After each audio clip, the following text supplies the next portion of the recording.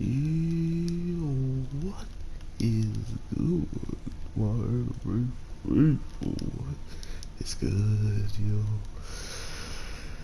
Guys, God of high school, yo. I'm not gonna sugarcoat the part of what I didn't like in this week's episode, which was some of the animation looked pretty rough through and through this week's episode, but I'm guessing that's because most of the episodes looked amazing from what we've already seen. But this week's episode has some weird uh, issues, in my opinion, but it didn't mess up the story completely to the point where I was like, oh, well, now this story is completely trash because I couldn't even make out what some of the action was going on. Like, some of the kicks and some of the punches weren't even really connecting, which was unfortunate because one of the things I was truly excited about for this show is the fact that they kind of always push the envelope of making these hits and these attacks look so on point, but all of a sudden when it came down to the two fighters that are pretty important and have some ridiculous power behind their attacks, it all of a sudden became very hard to actually see all of the hits land, to actually see where the attacks had gone and stuff like that. I mean, even before the two friends started fighting, it was confirmed, or it was, the animation was already like confirmed to be weird when our main character was fighting the guy he had to fight to get into the finals.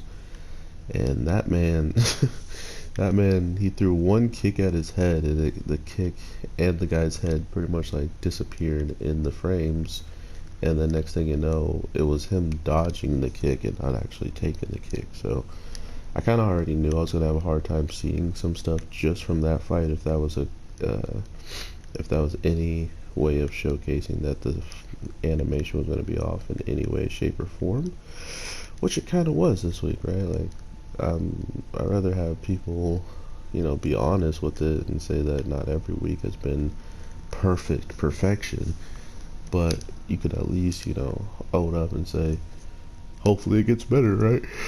Hopefully, it goes back to, see the first episode, second episode, on how well the quality of the episode itself and the fights were, because this felt like one of the fights they should throw it all into, and I feel like because there was so much that they had to explain with the backstory, with him, the past, the present, and then they kind of showcase what the future's going to be looking like if they're all friends and moving forward from here on out. So there's a lot of things they clearly wanted to get out of the way for Hong, the guy who I actually started to hate.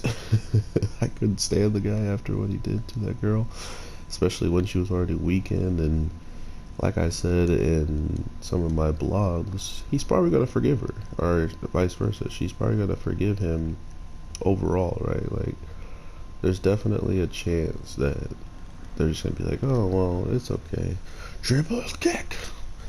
And because it's okay, they'll just be friends after all that he just did, So I'm not surprised, especially seeing how she was the one to actually find out about everything going on behind closed doors and reasons as to why he would actually go that extra mile to do something like he did to her, which made a lot of sense if that's anyone's best friend, anyone's like close member to their lives.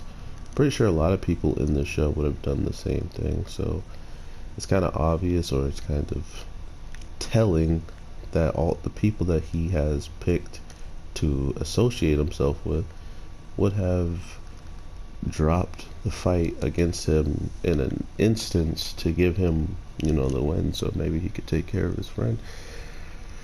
Even the girl, even the girl who is getting avenged and having, Jin pretty much go in and fight the hardest he's ever fought, and because he's angry about that, he is he was still capable of being brought down to a case where he wouldn't even fight back if he knew about what was on that note or if he knew what was going on in the back. So that's just the kind of cool characters we're dealing with, and that's the type of stuff that I'm looking forward to most in this show. Is where do their stories all line up and continue to match, or like, are they ever going to pull back from each other, and they might not be able not they might not hang out with each other all the time anymore after this whole tournament comes to an end, or will they be tied to each other all the time? So any fights they really get into, you gotta kind of go through three people than just one. So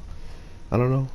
God of High School is definitely ramping up. They just showcased that two new characters at the very end of this fight were like, one was not impressed at all. The other one, I can't tell if they were impressed or if they were just surprised that people can go all out like they probably can, or something along those lines. I am not sure, but what I can tell you is I will be here looking forward to seeing everything that pops off at the end of the day.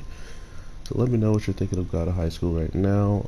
I believe it's only going to be 13 episodes, which kind of sucks, but hopefully Crunchyroll understands that they have two of, if not the best, web novels that they're going to showcase on their platform, and they hopefully get on the dub for God of High School. I need all the dub watchers to finally get in on this hype. Come on, Crunchyroll. I know you're listening to some people.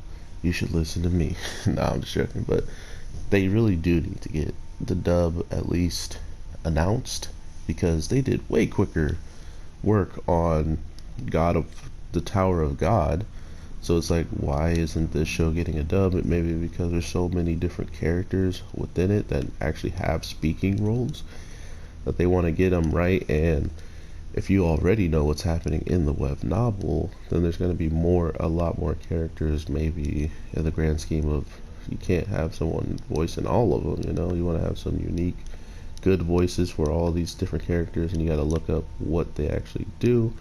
Where do they actually end up at the end of the show and stuff like that. So we will definitely see what they are cooking up for the new characters, especially cooking up for a dub, if a dub ever does come up for the show, which I feel like it kind of has to, because Crunchyroll is just proving their point that if Funimation wants to make dubs and that's making them a lot of money, that they can make dubs and it can also make money. Like Tower of God is the best example of them making a dub on their own and putting it out and it being really well received. So we'll see how this all turns out. I hope you all have an amazing day, night, evening, whatever the case may be when you're watching this. I am your boy, the Anime G, and I definitely want to hear from you in the comments or on the blogs. So with that being said, peace.